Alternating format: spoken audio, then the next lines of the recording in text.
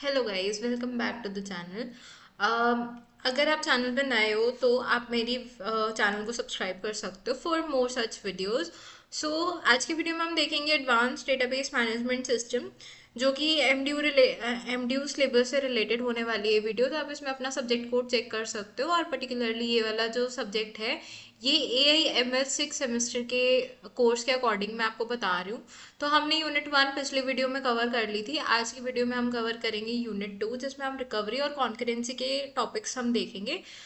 बिना time waste करे let's get started.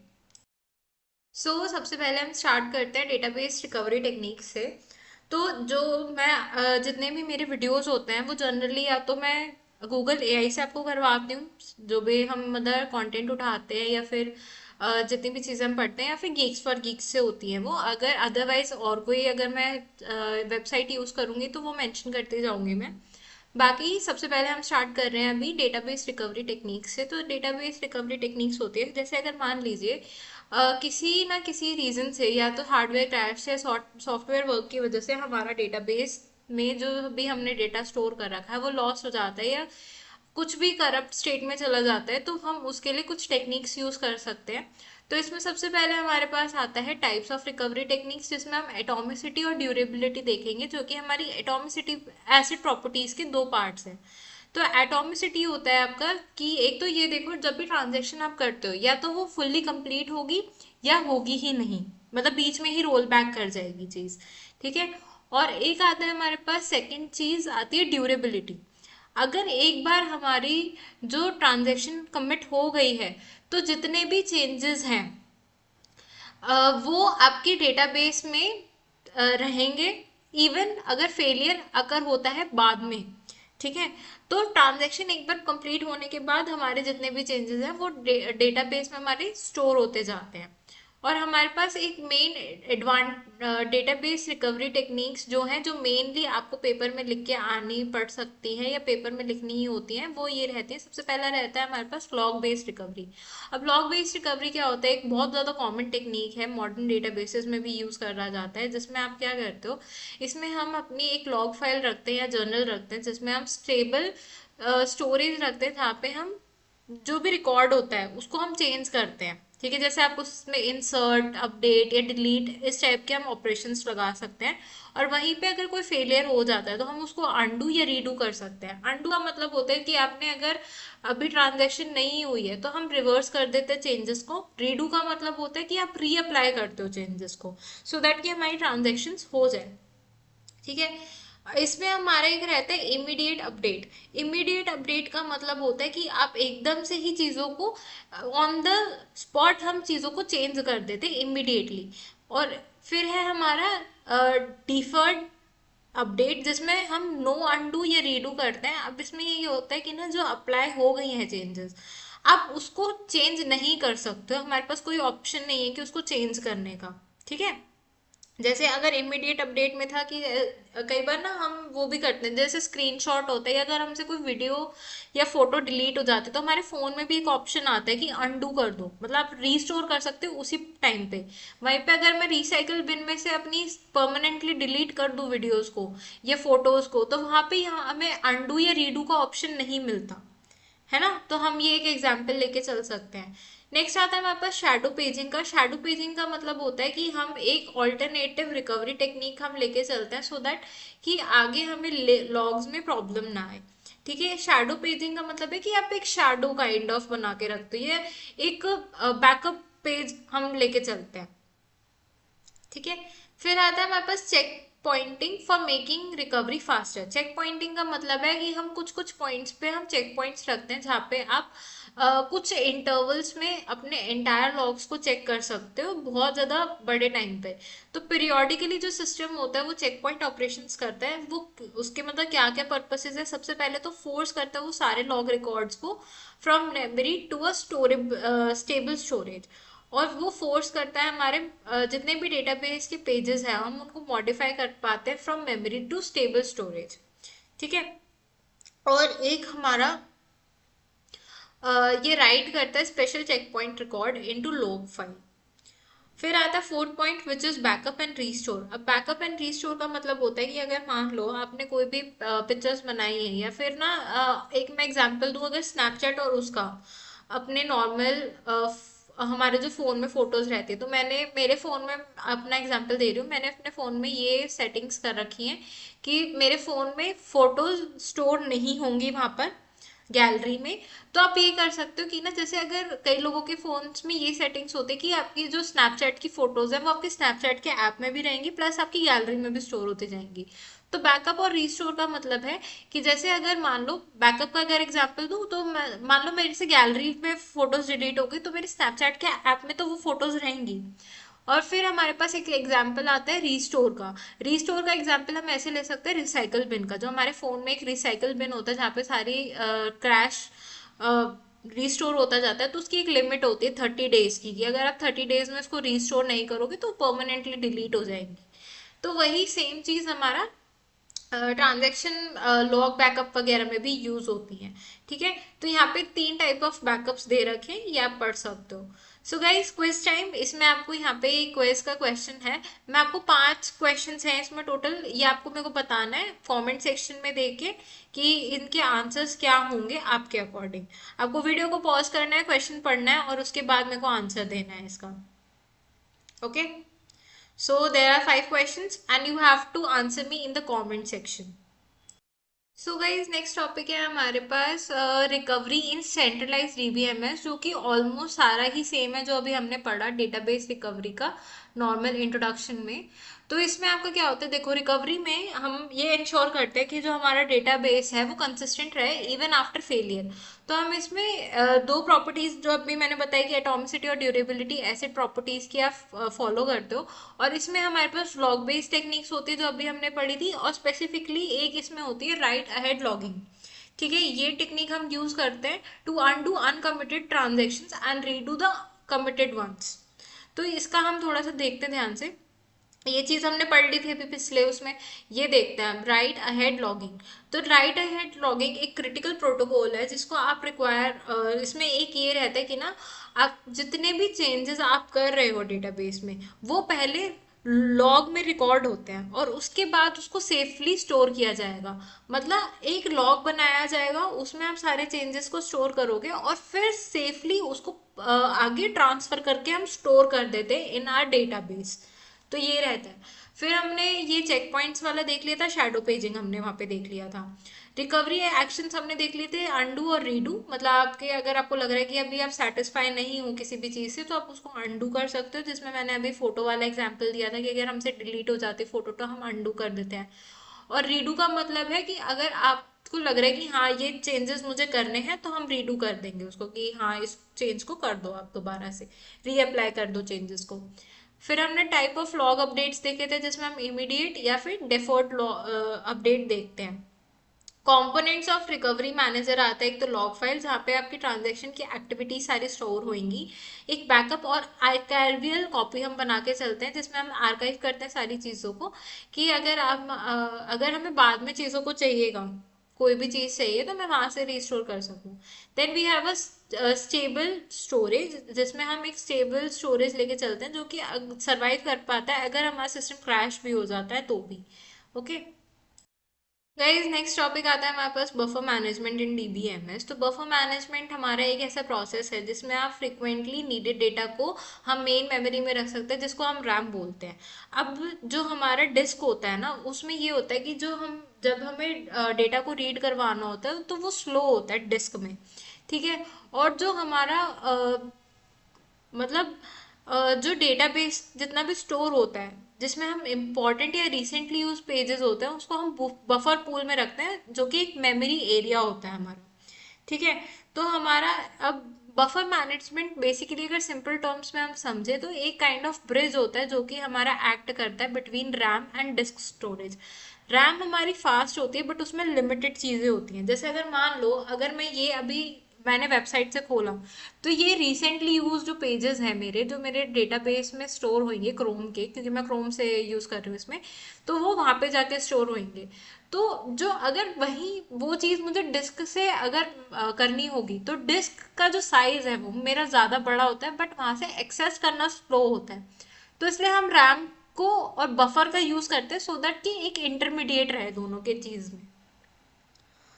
हम फिर हमें देखना था whenever the database needs data it quickly checks the buffer pool. ठीक है, सबसे पहले बफर पूल को चेक करेगा। अब इसमें हिट होता है और मिस होता है, दो पॉइंट्स होते हैं। हिट का मतलब होता है कि आपको इंस्टेंटली एक्सेस हो गई है चीज।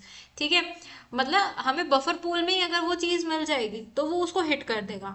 मिस होता है कि अभी हमें वहां पे चीज नहीं मिल रही है बफर पूल में, मेरे को जो रिक्वायरमेंट है वो मेरे को डेटा नहीं मिल रहा, तो अब मेरी कहाँ पे चेकिंग स्टार्ट होएगी, डिस्क में स्टार्ट होएगी, इसलिए वो चीज स्लो हो जाती है।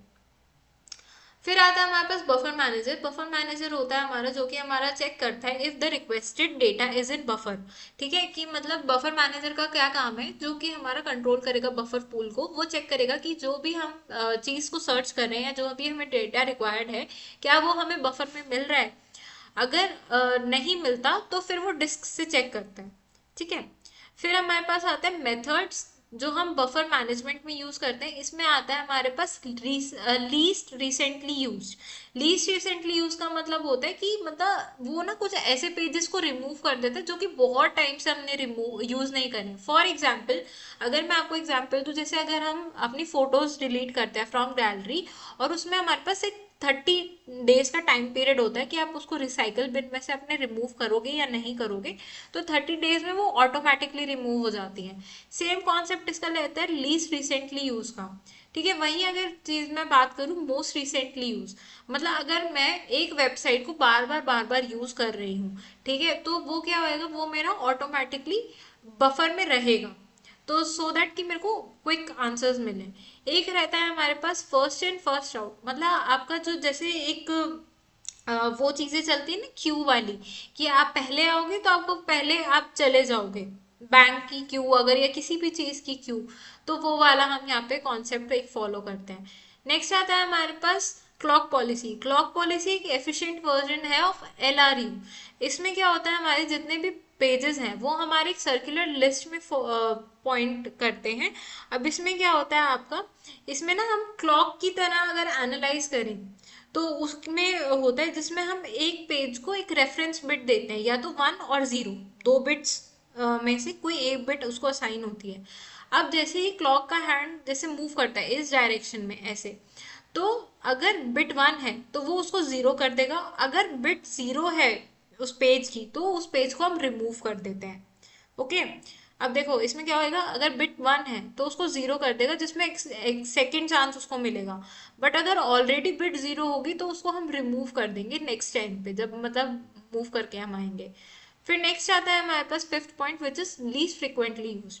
मतलब कि अगर एक तो होती है कि बहुत ज्यादा चीज में यूज हो रही है, बहुत बार हम एक ही चीज को यूज कर रहे हैं, वहीं पे आते हैं लीस्ट फ्रिक्वेंटली यूज, मतलब आप जिस चीज को बहुत कम यूज कर रहे हो तो वो हम रिमूव करते जाते हैं। ठीक है, जैसे अगर मान लो इसमें एक एग्जांपल दे रखा है कि एक बुक स्टोर है, वो उन बुक्स को रीस्टॉक करना बंद करेगा जो लोग खरीदते ही नहीं हैं।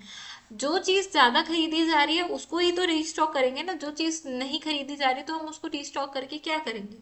तो वही कॉन्सेप्ट यहाँ पे यूज होता है। फिर आता है कि बफर मैनेजमेंट किसने मैटर करता है। एक तो ये हमारा जो एफिशिएंट बफर मैनेजमेंट है ये एक रिड्यूस करता है हमारा डिस्क एसेस को, क्योंकि अगर बफर मैनेजमेंट आपका प्रॉपर होगा, अगर बफर में ज़्यादा मेमोरी नहीं होगी, क्योंकि उससे ही फिर हम एक्सेस करते जाएंगे ना नई चीज़ों को।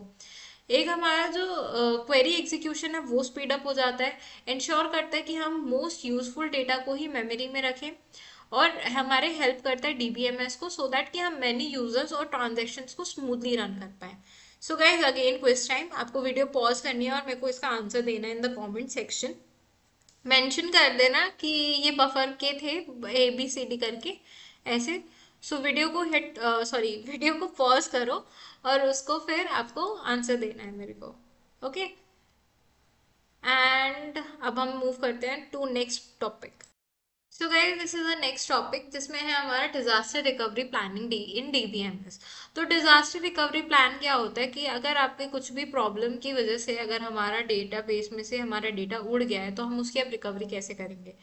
तो a disaster recovery plan in DBMS is a combination of processes, policies, procedures, and key matrices that gives an organization ability to recover the vital infrastructure databases applications and services from disaster. ठीक है, ये तो basic हमारी definition हो गई जो कि आपको पेपर में लिख के आनी होती है। उसके बाद आता है हमारे पास what is disaster recovery planning in DBMS. Actual में डेटाबेस में से हम क्या यूज करते हैं। ठीक है, देखो क्या होता है हमारा जो भी अभी मैंने बताया, जैसे अगर मान लो किसी भी रीजन से किसी भी फॉल्ट के कारण हमारा डेटाबेस उड़ गया है, तो हम उसको रिकवर कैसे करते हैं, क्या प्लान्स हम फॉलो करते हैं। तो ये हमारा रहता है। इसमें सबसे पहले हमारे पास टाइप्स हम देख लेते हैं। तो इसमें सबसे पहला टाइप है हमारे पास data center disaster recovery plan. अब इसमें आपके के पास क्या होता है कि ना एक एसेंशियल कंपोनेंट होता है of data centre, it is DRP. अब उसको एक ऑपरेशनल रिस्क असेसमेंट हम कर सकते हैं। अब ये एग्जामिन करता है हमारा की एलिमेंट्स को। सबसे पहले office space, security, electric system, buildings, location and protection. तो नेटवर्क डिजास्टर रिकवरी प्लान एक बहुत ज़्यादा सोफिस्टिकेटेड नेटवर्क हम यूज़ करते हैं जिसमें हम बहुत ज़्यादा डिफिकल्ट होता है डेवलप करना फॉर इट्स रिकवरी। सो अगर ये चीज़ ना, वैसे क्वेश्चन ये जनरली नहीं पूछा जाता पेपर में, बट अगर आपको पढ़ना है तो आप ये पढ़ सकते हो। बाकी अभी हम यहाँ पे स्टेप्स पे सीधा मूव ऑन कर रहे हैं। तो यहाँ क्या होता है, देखो सबसे पहले प्रिपरेशन हम देखते हैं कि हम एक प्रिपरेशन बना के रखते हैं, एक प्लान बना के रखते हैं कि हमें कैसे सारी चीज़ों को करना है।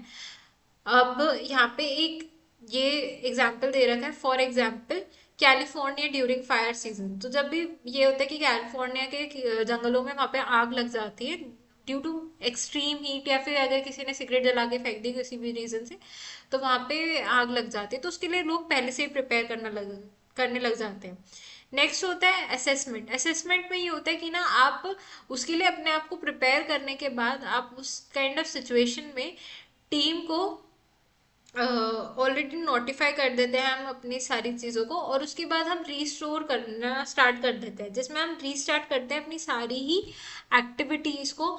इसमें क्या होता है, this is when all your hard work पे ऑफ। मतलब यहाँ पे ही आपका ज़्यादा क्रिटिकल टाइम होता है और यही आपका हार्डवर्क ज़्यादा यहाँ पे काम में आता है।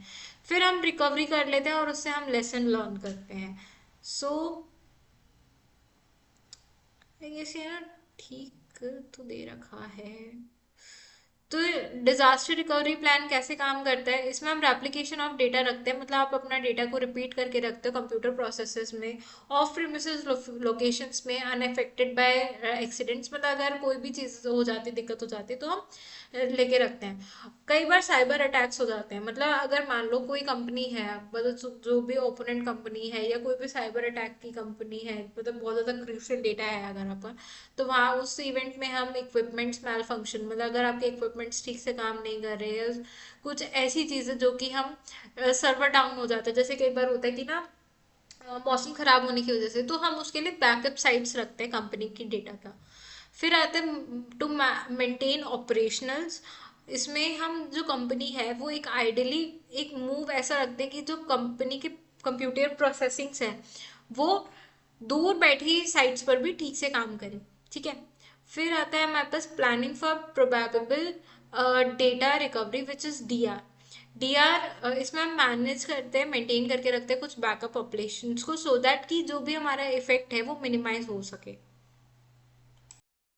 नेक्स्ट टॉपिक है हमारा multiversion concurrency control. Guys this is very important topic. Question जो हमारा एमडीयू का पेपर होता है उसमें पूछ लिया जाता है फॉर 15 मार्क्स और 7.5 मार्क्स। तो आपको ये सारी चीज़ एक्सप्लेन करनी होती है। सॉरी, ये आपको एक्सप्लेन करना होता है अपना पेपर में। तो इसके लिए हमारा क्या होता है, देखो मल्टीवर्जन कॉन्करेंसी कंट्रोल होता क्या है पहले तो ये समझते हैं। इसमें आपका ये होता है कि ना, जैसे अगर डेटाबेस है तो वो अलाउ करता है कि आप सेम टाइम पे काफ़ी सारी यूजर्स सेम अपने चीज़ों को यूज़ कर सकते हैं। अब अगर मैं अपना ही एग्जांपल दूँ, तो जैसे मैं आपको गीक्स फॉर गीक्स की वेबसाइट से पढ़ा रही हूँ, तो ऐसा तो नहीं होगा ना कि सिर्फ मैं ही यूज़ कर रही हूँ उस वेबसाइट को। ठीक है, ऐसा भी तो हो सकता है कि काफ़ी सारे लोग सेम टाइम पे यूज़ कर रहे हो। तो वही कॉन्सेप्ट रहता है कि अगर आप जो भी चीज़ यूज़ कर रहे हो ना, तो वो ठीक से टाइम पर हो जाए। ओके, जिससे हम ब्लॉक ना करें एक दूसरे का पाथ। अब instead of over writing the records. अब इसमें देखो, इसमें 3 पॉइंट्स आते हैं हमारे पास। जैसे कि अगर जो रीडर है, अगर वो पुराने ओल्ड वर्जन्स को भी देख रहा है तो वो भी ठीक रहे। अगर जो राइटर है वो सेम टाइम पे न्यू वर्जन्स भी अपडेट कर पाए विदाउट स्टॉपिंग अदर्स, और कोई नो रीड राइट ऑपरेशन एक दूसरे को ब्लॉक नहीं करेगा। ठीक है, ये ना एक्चुअल में मैंने थोड़ा ठीक से नहीं समझाया, बट एक बार आप रीड करोगे तो आपको समझ आ जाएगा। बेसिकली का मतलब ये है, जैसे अगर मैं अभी आपको इस पर्टिकुलर चीज़ को पढ़ा रही हूँ, जैसे हम MVCC पढ़ रहे हैं, तो सेम टाइम पे ऐसे भी तो हो सकता है ना कि मेरे साथ में किसी और ने भी इसी टाइम पे खोल के बैठा हो कोई, या सेम टाइम पे कोई और भी यही वीडियो देख रहा हो। तो मेन पर्पस ये है कि बिना डेटाबेस को या फिर बिना सर्वर को हम वो करें, दिक्कत करे, हम आराम से देख पाए। ऐसा नहीं है कि अगर आप सेम टाइम पे इसी वीडियो को देख रहे हो तो कोई और नहीं देख सकता है। वन टाइम पे वन एक्सेस नहीं है, वन टाइम पे मल्टीपल एक्सेस अलाउड है। ठीक है। MVCC का हम क्यों यूज करते हैं? MVCC में ये होता है कि जो डेटाबेस है वो ऑफन फेस करते हैं concurrency problems in multiple transactions, try to read और मॉडिफाई द सेम डेटा। तो वहाँ पे ये दिक्कतें आती हैं। तो ये क्या करता है, एक तो सेफ कॉन्करेंट रीड्स हमें प्रोवाइड करता है, एक नॉन ब्लॉकिंग अपडेट्स हमें देता है, और स्मूथ परफॉर्मेंस देता है अंडर हैवी लोड। ठीक है। फिर आते हैं types of MVCC in DBMS। Time stamp based आते हैं, इसमें हम यूनिक टाइम स्टैम्प्स लगा के देते हैं लोगों को। स्नैपशॉट बेस्ड आते हैं, जिसमें क्या होता है देखो, while transaction start the database gives a snapshot of entire data at the moment. ठीक है, अगर आप जब भी ट्रांजेक्शन स्टार्ट कर रहे हो तो आपको एक डायरेक्ट एंटायर डेटा का एक स्नैपशॉट देगा डेटाबेस, जो कि क्या करेगा, जब ट्रांजेक्शन एक ऐसे स्टेबल स्नैपशॉट पे काम करता है, even if other transaction update data in the mean time. मतलब अगर सेम टाइम पे कोई और अपडेशन आ रही है तो आपको प्रॉब्लम ना हो, तो इसलिए हम करते हैं। फिर यहाँ पे हिस्ट्री बेस्ड है और हाइब्रिड बेस्ड है। हाइब्रिड बेस्ड में वही होता है कि अगर 2 या 3 चीज़ों को हम करके करें तो मिक्स मैच कर देते हैं, हम कॉम्बिनेशन कर देते हैं 2 या 3 या और भी ज़्यादा MVCC टेक्निक्स का। MVCC कैसे काम करता है? सबसे पहले आपका जो ईच रिकॉर्ड है उसका एक वर्जन नंबर होता है, जो कि हमें बताता है कि मतलब कौन से वर्जन में आप यूज़ कर रहे हो। रीड ऑपरेशंस हमेशा यूज़ करते हैं न्यूअर वर्जन्स को। ओके, और जो राइट ऑपरेशंस हैं वो ओवरराइट नहीं करते एग्जिस्टिंग रिकॉर्ड को, इवन नई कॉपी अपनी बना के चलते हैं वो। और जब हम नया एक वर्जन क्रिएट करते हैं तो जो यूजर्स हैं वो पुराने वर्जन को भी रीड कर पाते हैं। ऐसा नहीं कि जो पुराना वर्जन था वो डिलीट हो जाएगा टाइम के साथ, ऐसा नहीं होता। पुराना वर्जन भी आप देख सकते हो। प्लस अगर आप कोई राइट ऑपरेशन कर रहे हो तो आप उसको ओवर राइट नहीं करते हो, आप एक नई कॉपी बन जाती है उस चीज़ की। ठीक है। After the write operation successfully completed the version number increases. मतलब जैसे अगर मान लो फॉर एग्जांपल मैंने किसी वर्जन नंबर में काम करा फॉर 2.1.3, ठीक है, तो जो नया वर्जन होगा वो इंक्रीज होके आएगा। ऐसा नहीं कि डिक्रीज होके आएगा कि 2.1.1, कम नहीं होगा, नंबर बढ़ेगा। ठीक है, जैसे ये हो जाएगा 2.1.5 या 4, लास्ट का जो नंबर है वो इंक्रीज होता जाएगा हमारा। Implementation of multi version concurrency control, इसमें हम टाइम स्टैम्प्स का यूज करते हैं जिस, और हम इंक्रीज कर देते हैं ट्रांजेक्शन आईडीज को, सो दैट कि हम मेंटेन कर सके ट्रांजेक्शनल कंसिस्टेंसीज को। It stores multiple version of data object, ensure करता है कि जो ट्रांजेक्शन है वो कभी वेट ना करे रीड का ऑफ एन ऑब्जेक्ट। ओके, तो हम इसमें रीड टाइम स्टैम्प्स लगाते हैं और राइट टाइम स्टैम्प्स लगाते हैं। जो रीड टाइम स्टैम्प होता है वो हमारा लार्जेस्ट टाइम स्टैम्प होता है किसी भी ट्रांजेक्शन का। और जो ये राइट टाइम स्टैम्प होता है ये एक ऐसा टाइम स्टैम्प होता है जिसमें आप ट्रांजेक्शन का वर्जन लिखते हो। ओके, तो यहाँ पे ये राइट रूल्स हैं और यहाँ पे आप एडवांटेजेस भी पढ़ सकते हो, सो दैट कि हम आंसर अपना और अच्छे से लिख पाए। और यहाँ पे हमारे डिसएडवांटेजेस भी है, तो ये आप सारा चीज़ रीड कर सकते हो, सो दैट कि आपको कॉन्सेप्ट और ज़्यादा क्लियर हो और आपका आंसर बहुत ज़्यादा एलैबोरेटेड रहता है।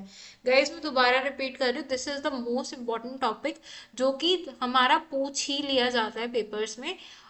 डीबीएमएस के पेपर में ना ये होता है कि जो चेकिंग होती है, एमडीयू के पेपर इतने सारे दे चुके हो तो पता होगी ये बात कि चेकिंग होती है, तो मतलब ये रहता है कि आपको अच्छे से विद डायग्राम्स आपको आंसर को रिप्रेजेंट करना आना चाहिए। ठीक है, अब इसके बाद हम देखेंगे last topic which is deadlock. So guys this is the last topic of unit 2। इसके बाद हमारी यूनिट 2 कंप्लीट हो जाएगी। इसमें आता है हमारे पास डेडलॉक। डेडलॉक हमारा जो होता है वो ये होता है कि जब हम मल्टी यूजर्स यूज कर रहे होते हैं, मतलब मान लो फॉर एग्जाम्पल मैंने ना ये डेडलॉक वाला पेज लॉक कर रखा है और मेरे को अभी रिक्वायरमेंट है मल्टी वर्जन कॉन्करेंसी कंट्रोल वाले पेज की, बट वो अभी कोई और एक्सेस कर रखा है। तो एक टाइम पे एक ही जना इस वेबसाइट को खोल सकता है फॉर एग्जाम्पल। ओके, तो जो हमारा डेडलॉक होता है डीबीएमएस में, तो डेडलॉक हमारा मल्टी यूजर के लिए था। ठीक है, तो मैं आपको क्या बता रही थी कि जो डेडलॉक वाला पेज है वो मैंने एक्सेस कर रखा है और मल्टी वर्जन वाला जो पेज था वो अभी मेरे को रिक्वायरमेंट है, बट एक टाइम पे एक ही यूजर कर सकता है। तो क्या होएगा, जैसे अगर मैं यहाँ पे देख रही हूँ, यहाँ पे एक ट्रांजेक्शन है जो T1 है, इसको मैं डेडलॉक, हम एज्यूम कर लेते कि ये डेडलॉक वाला पेज है, ये मैंने होल्ड कर रखा है अभी। ठीक है, और मैंने रिक्वेस्ट भेज दी अगले पेज के लिए जो मेरे को चाहिए मल्टी वर्जन वाला, तो वो किसी और ने एक्वायर कर रखा है ना, वो इस पेज को छोड़ रहा है ना मैं डेडलॉक वाला पेज छोड़ रही हूँ। तो वहां पे एक डेडलॉक की कंडीशन हमारी क्रिएट हो जाती है जिसमें आप एक सर्कुलर वेट या फिर इस टाइप की डिपेंडेंसीज हम देखते हैं। ठीक है, तो यहाँ पे देखो कुछ ना नेसेसरी कंडीशंस आपको लिखनी होती हैं, जो मैंने याद किया था, मैंने MHNC से याद कर रखी हैं ये चीज़ें, कि एक म्यूचुअल एक्सक्लूजन होता है। म्यूचुअल एक्सक्लूजन का मतलब होता है कि अगर आपने एक जो ट्रांजैक्शन है वो एक पर्टिकुलर रिसोर्स पे ही होगी। ठीक है, फिर है hold and wait. Hold and wait जो अभी मैंने आपको बताया अपना कि मैंने डेडलॉक वाला पेज मैं देख रही हूँ और वन टाइम पे वन यूजर ही एक्सेस कर सकता है और मेरे को मल्टी वर्जन कॉन्करेंसी कंट्रोल की रिक्वायरमेंट है, तो ना मैं ये वाला पेज छोड़ रही हूँ, प्लस मैंने होल्ड कर रखा है ये वाला पेज। ठीक है, मैं इसको बंद नहीं कर रही हूँ पेज को, और मैं दूसरे की भी वेट कर रही हूँ, तो वो होल्ड एंड वेट हो जाता है। फिर हमारे पास आता है कि नो प्रिमिशन। नो प्रिमिशन का मतलब है कि आप उसको फोर्सफुली नहीं ले सकते हो इस रिसोर्स को। ठीक है, अब मैं मतलब किसी को फोर्स नहीं कर सकती कि आप मेरे को मल्टी वर्जन कॉन्करेंसी वाला पेज आप मेरे को बंद करके दो, वो उनकी इच्छा है कि उनको कब देना है। फिर आता है मेरे पास सर्कुलर वेट। सर्कुलर वेट में आपका होता है कि ना आप किसी चीज के लिए वेट कर रहे हो, दूसरा बंदा किसी चीज के लिए वेट कर रहा है। जैसे अभी मेरा वाला केस था, ये वाला जो हमने पिक्चर देखी थी ये वाला केस था। अब इसमें क्या है कि ट्रांजेक्शन 1 स्टूडेंट ने रोक रखी है। ठीक है, वो इसके लिए वेट कर रहे हैं, ये सर्कुलर मोशन में हमारा चीज चलने लग जाती है ऐसे।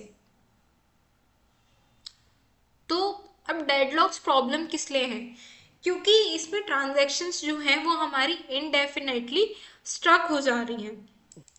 फिर हमारा जो सिस्टम का थ्रूपुट है वो डिक्रीज हो रहा है as a transaction remain block, क्योंकि ट्रांजेक्शन्स ब्लॉक हो रही हैं, चल नहीं पा रही हैं, या लाइक टर्मिनेट नहीं हो पा रही है, तो सिस्टम का थ्रूपुट भी हमारा डिक्रीज होता है। फिर हमारे पास रहता है जो रिसोर्सेज हैं वो अननेसेसरीली हेल्ड कर रहे हैं, जिसमें हम प्रिवेंट कर रहे हैं अदर ऑपरेशंस को। ठीक है, ये हमारा परफॉर्मेंस में बॉटल नेक क्रिएट कर सकता है, या फिर अगर हम बात करें तो सिस्टम की वाइड स्टैंड स्टिल के लिए हम हैंडल नहीं कर पाएंगे इस चीज़ को। यहाँ पे आपको एक रियल लाइफ एग्जांपल दे रखा है। अब इसमें हम हैंडल कैसे कर सकते हैं डेडलॉक को। डेडलॉक अवॉइडेंस मतलब आप ऐसी चीज़ें करो कि डेडलॉक हो ही ना, अवॉइड करो डेडलॉक को। ठीक है, या तो अगर मतलब मेरे को पता है कि दोनों पेजेस की मेरे को रिक्वायरमेंट है, तो मैं थोड़ी देर बाद कर लूँ उस चीज़ को, सो दैट कि मतलब प्रिवेंट हो जाए, वो अवॉइड कर दूँ मैं। फिर आता है डेडलॉक डिटेक्शन। डेडलॉक डिटेक्शन का मतलब है कि जैसे ही आपको पता चल जाता है तो क्या बोलते हैं, जैसे ट्रांजैक्शन के लिए जब बहुत ज़्यादा टाइम लगने लग जाता है तो डीबीएमएस चेक करता है कि अगर वहाँ पे कोई डेडलॉक तो नहीं हो रहा है।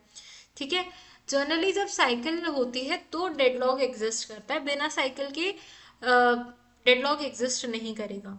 डेडलॉक प्रिवेंशन है कि आप डेडलॉक प्रिवेंट करो, मतलब होने ही ना दो उस चीज़ को। तो उसके लिए यहाँ पे चीज़ें रहती है wait and die scheme. Wait and die scheme का मतलब है कि जैसे अगर किसी बहुत ज़्यादा चीज़ के लिए, मतलब मैंने मान लो ये पेज ना मैंने खुला छोड़ दिया और मैं लैपटॉप ऐसे ही बंद करके चली गई, ठीक है, तो ये क्या होएगा, ये पेज मेरा ऑटोमेटिकली बंद होके किसी और को जिसको चाहिए उसको असाइन हो जाएगा। जो ओल्डर ट्रांजेक्शन्स होती हैं उनको हम वेट करने अलाउ करते हैं, जबकि हम यंगर ट्रांजेक्शन्स को हम किल कर देते हैं, मतलब जो नई नई ट्रांजेक्शन्स हुई हैं हम उनको बंद कर देंगे सो दैट कि हमारी पुरानी वाली ट्रांजेक्शन्स में जो भी रिक्वायरमेंट थी वो हो जाए। फिर एक हमारा है wound and wait scheme. Wound and wait scheme में ये होता है कि जो हमारी ओल्डर ट्रांजेक्शन्स होती हैं वो बहुत ज़्यादा एग्रेसिव होती हैं और वो यंगर वंस को फोर्स कर सकती है टू अबोर्ट, ठीक है।